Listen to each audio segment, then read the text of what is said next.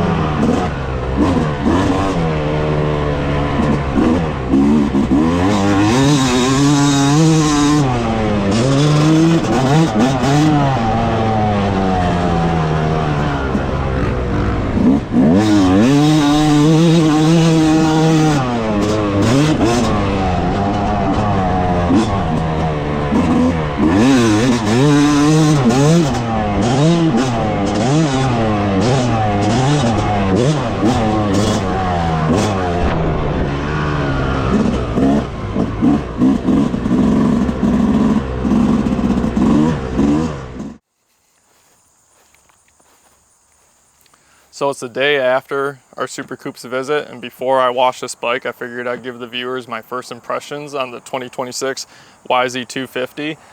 I'll start off with the motor and power department. It's definitely faster than my dad's RM250, if you could believe that.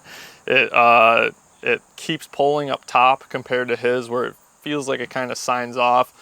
I do notice like at the crack of the throttle, the thing just feels like it just wants to go, whereas his is almost a little bit easier to roll on, or like I can crack the throttle and it doesn't feel like it's so herky-jerky. But it is nice. It's really nice having all that power, especially like coming from my KTM 150 SX, where you really got to just like rev it, pull that clutch in, abuse it to get it going. This is like you can really roll it on. And I would be curious to hear from other YZ250 owners, because my dad and I both thought that the gearing felt really long, and I don't know if that's the OEM sprocket setup or if that's so much more of like the transmission ratios. His RM250, I feel like in long sweeping corners, if you were going fast enough, you could hold third, whereas I feel like every single corner that I was in, I would have to drop down to second.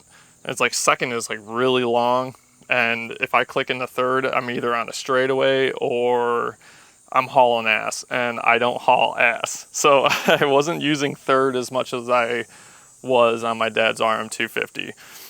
Felt a little weird doing that, but once I kind of realized, it's like, all right, just if you're going into a corner or slowing down, just drop it into second. Then you could just roll onto it, and it would pull my ass out. And just on the topic of that, we are running the OEM Dunlop MX-33. That is something that we both said too when we got done riding, is like, we need a scoop tire on this thing pronto, because the back end was definitely dancing a lot and sliding out, which makes sense because Super Coops is a sand track. So I feel like having a scoop tire on this thing would probably make it feel a lot better. But overall, power, awesome.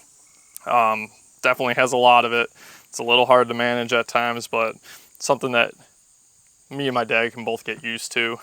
In terms of chassis, suspension, overall feeling, the suspension, specifically the forks, feel really nice. Like, there was a couple points where like I'd overjumped something and it just took it. It just absorbed it.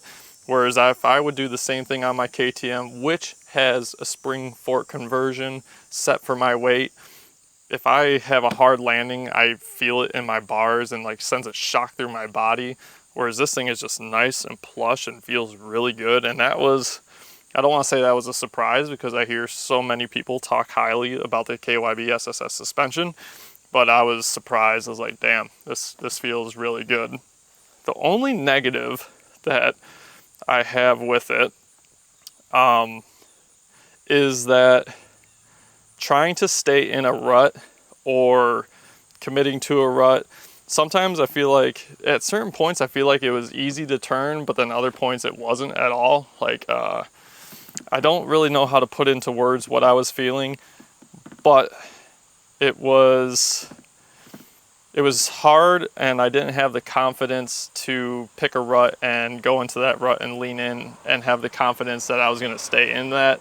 There was multiple times where I'd like pop out or overshoot it, or if you watched like the full moto, there was a couple times where like I'd go into a rut and the front end would kind of like, almost like the suspension maybe was compressing too far down and like twitching. So with all that being said, I'm a shitty rider. I'm not like a Chris Kiefer or anything, but the one thing to consider is I have 50 hours on my KTM, so I feel comfortable on it now. I have my bars set up. I have my aftermarket foot pegs. I have my higher seat so I can grip the bike with my legs. So I feel super comfortable on my KTM, and my dad and I, between the both of us, rode this bike for an hour. So do I feel super comfortable on it? Not really. Will that come in time after riding it more, getting used to it, learning what the bike does good and what it doesn't do, and then adapting to that? Yeah, probably. I think a little bit more seat time. I think this thing will end up being an awesome bike. It definitely has the base to be a good bike. So if you guys are interested in seeing the YZ250 journey, consider subscribing, leave a like, comment, help me out a little bit. And yeah, super excited to keep riding this. My dad's super excited to keep riding this. And yeah, I hope you guys enjoyed the video. KTM fanboy tries a YZ250 for the first time, and it was badass, boys. So thank you for watching. Appreciate all of you. I'll see you in the next one.